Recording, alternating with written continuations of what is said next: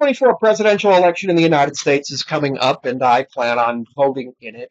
More than likely, I'll be voting for Kamala Harris. Obviously, something could happen between now and then, between the Democratic choosing a different nominee, or things like that, which make that change. And based on the current nominees of Donald Trump and Kamala Harris as the presumptive nominee, Harris is the one I'm voting for. And yeah, you might be like, well, that's a lot of people are planning on voting for Harris. Why is this a big deal? Well, what's interesting is that people over on TikTok have been talking about not wanting to vote for Harris because of the Israel-Palestine situation or because of her being a former prosecutor or blah, blah, blah, blah, blah, or anything. A lot of the people who are doing this are leftists who are working towards something that I like to call accelerationism. By doing that, what you don't realize is that by being an accelerationist, you can end up causing the people who you think would be on your side to hate you. Because you're going to sacrifice marginalized people to get people on your side. And when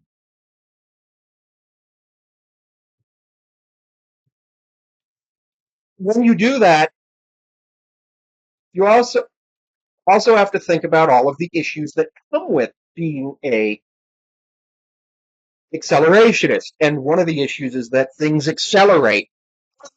Sure, there's been problems in the United States. We know that. Nobody's going to say that the United States is perfect. We're going to talk about the Israel-Palestine conflict as being the single issue that I will vote on, simply because there are other issues that affect the lives of people in the United States of America around the world. And because of that, you have to figure out what's going to do the best and who you might be able to convince to work towards your goals. If Trump were if Trump were to be reelected, what we do know is he stated that he doesn't want to have people vote in 4 years. He said, "I fixed it. I'll fix it so you never have to vote again," which to me sounds like the words of somebody who would be a dictator or the divine right of kings or something of that nature. Deal with that. Harris hasn't said anything like that. Now, Harris could serve for up to 2 full terms. Um, if Biden were to have resigned, she would have still been able to serve for 2 full terms, as if you become president with fewer than 720 days remaining in the term, you are allowed to serve that term out and be eligible to run twice. Um, so Harris, the cop thing though is something I want to focus on. Let's focus a lot on prosecuting parents for truancy. Truancy is an interesting thing. Truancy is an interesting thing because it means not going to school. Every student should not have perfect attendance. In fact, perfect attendance awards are bad because it teaches you not to take care of yourself. If a student misses 3 or 4 days here or there, maybe a family funeral, maybe, a cough here or there, maybe an excused absence here or there with like a doctor's note, fine, whatever. If a student's missing 30, 40, 50, 60 days, something's going on. When I was in high school, there was a kid who missed 160 out of 180 days my senior year. That's 20 days he was in school. The rest of the time he wasn't there. I haven't spoken to him since. I don't know what happened, but I do know he didn't graduate that year.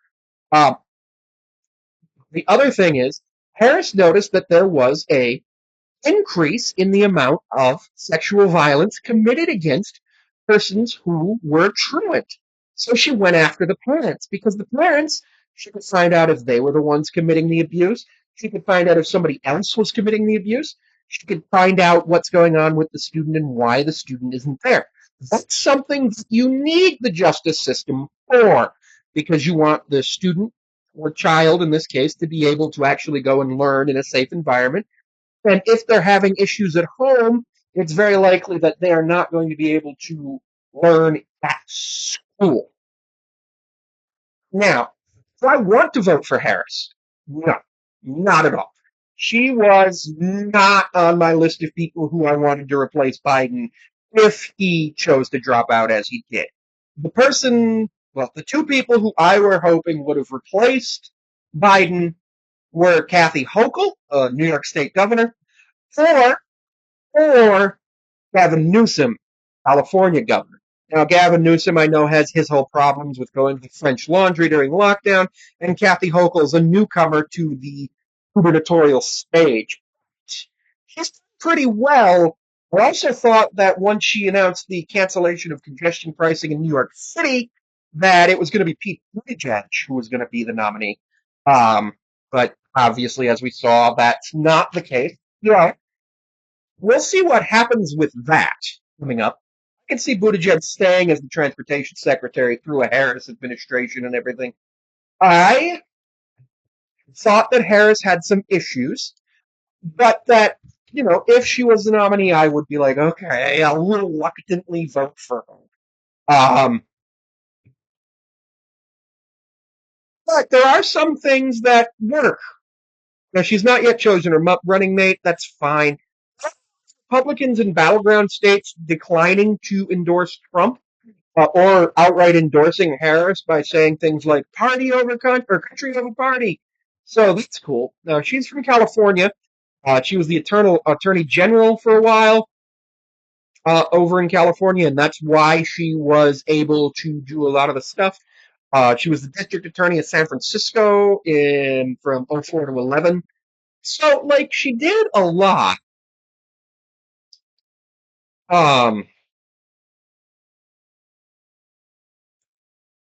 One thing that's really cool is that she never sought the death penalty in California, which I'm not sure if California has actually abolished the death penalty, and only prosecuted three-strike offenders in the case of violent felonies. I don't like the three-strike rule, but if you're going to have the three-strike rule, fine, do it only in the case of violent felonies, because that means that, okay, these people may have done something that, could have been a life sentence. Wait. Um,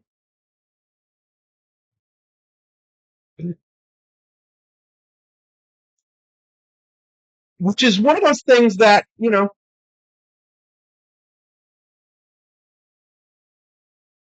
and she also prosecuted environmental crimes, which is good. The other thing that's really important, in my opinion, with her is that she worked on a way to deal with the crime rate by helping to lower it for future generations. When you have a high crime rate, it's often because of poverty. Poverty is a multifactorial thing that includes not being able to have access to education, all those things. But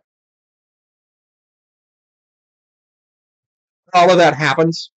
And if he